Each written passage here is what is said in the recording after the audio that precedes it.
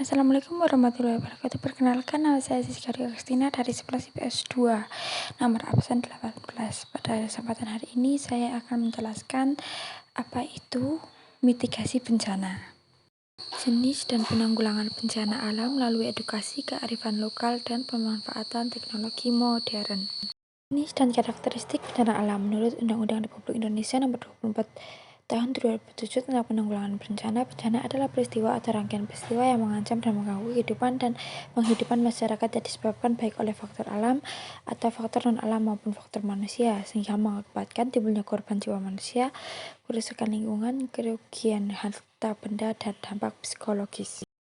Ada 3 jenis bencana. Ketiga jenis bencana itu adalah sebagai berikut. Bencana alam. Bencana alam adalah bencana yang diakibatkan oleh peristiwa atau serangkaian peristiwa yang disebabkan fenomena alam seperti gempa bumi, tsunami, gunung meletus, banjir, kekeringan, angin topan, tanah longsor, dan abrasi. Bencana non-alam. Bencana non-alam adalah bencana yang diakibatkan peristiwa atau rangkaian peristiwa non-alam, antara lain seperti kegagalan teknologi, kegagalan modernisasi, epidemi, dan wabah penyakit. Bencana sosial. Bencana sosial adalah bencana yang diakibatkan peristiwa atau serangkaian peristiwa yang disebabkan oleh manusia yang meliputi konflik sosial antar kelompok atau antar komunitas, masyarakat, dan teror. Ada 3 jenis bencana alam. Ketiga jenis bencana alam itu antara lain sebagai berikut. Bencana alam geologis. Bencana alam geologis terjadi sebagai akibat dari proses tektonik bumi yang berpotensi merusak lingkungan alam, dapat menyebabkan kehilangan nyawa, kerusakan harta benda, gangguan sosial dan ekonomi. Fenomena yang termasuk bencana alam geologis antara lain gempa bumi, tanah longsor, tsunami, dan gunung meletus. Gempa bumi. Gempa bumi adalah getaran bumi yang disebabkan peristiwa pelepasan energi karena pecahan dan gerakan batuan pada bagian dalam bumi atau gerak bumi secara tiba-tiba. Ada 2 tipe gempa bumi yang umum, yaitu gempa bumi tektonik dan gempa vulkanik. Tanah longsor adalah gerakan tanah atau massa batuan yang menuruni lereng atau tebing di bawah pengaruh gravitasi bumi. Gerakan ini dikendalikan oleh kondisi geologi, curah hujan, dan kemiringan lereng. Ada beberapa jenis tanah longsor, yaitu rayapan, luncuran, jatuhan, dan aliran.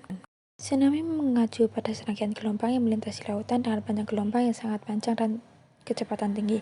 Di laut terbuka, gelombang tsunami dapat mencapai kecepatan 800 km per jam. Gunung meletus adalah bagian dari aktivitas vulkanik yang dikenal dengan istilah erupsi. Bahaya letusan gunung api berkaitan dengan proses dan material yang dikeluarkan ketika gunung api itu meletus. Bahaya letusan gunung api ini antara lain lelehan lava, awan panas, lahar, dan abu pasir vulkanik.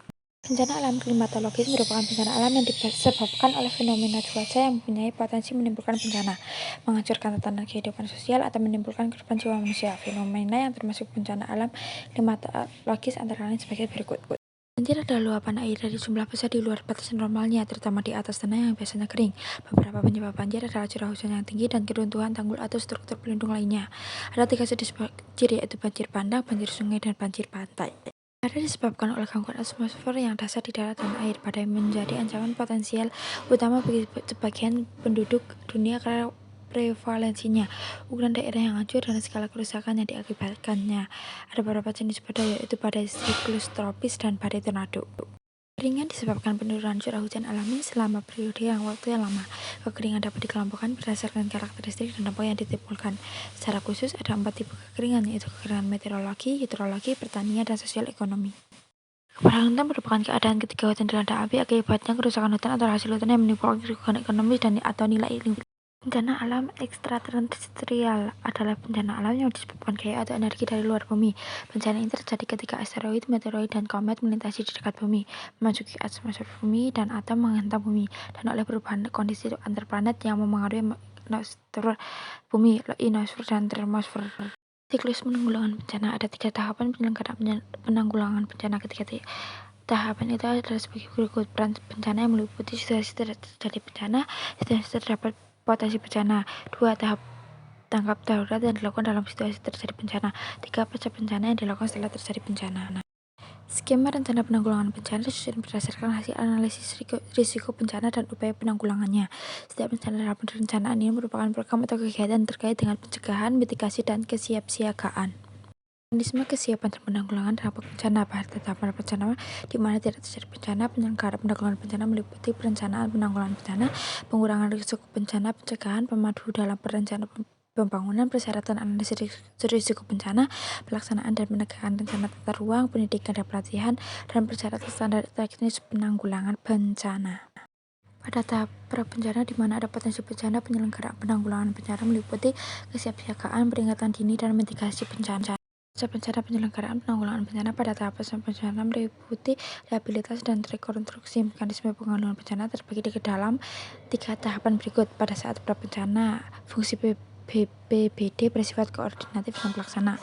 Pada saat darurat, fungsi BPBD bersifat koordinatif, komando, dan pelaksana. Dan saat pasca bencana, fungsi BPBD bersifat koordinatif dan pelaksana.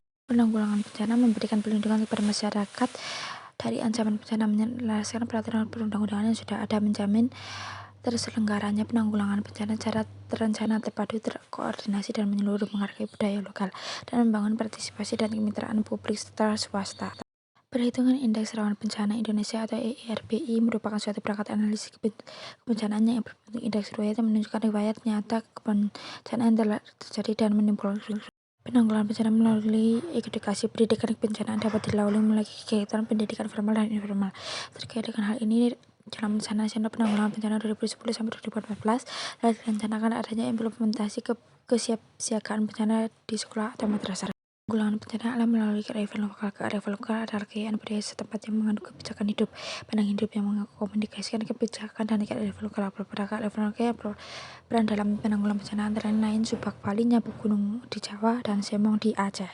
Setiap anggota masyarakat adalah sebagai berikut: A. Mendapatkan perlindungan sosial dan rasa aman khususnya bagi kelompok masyarakat tentang bencana.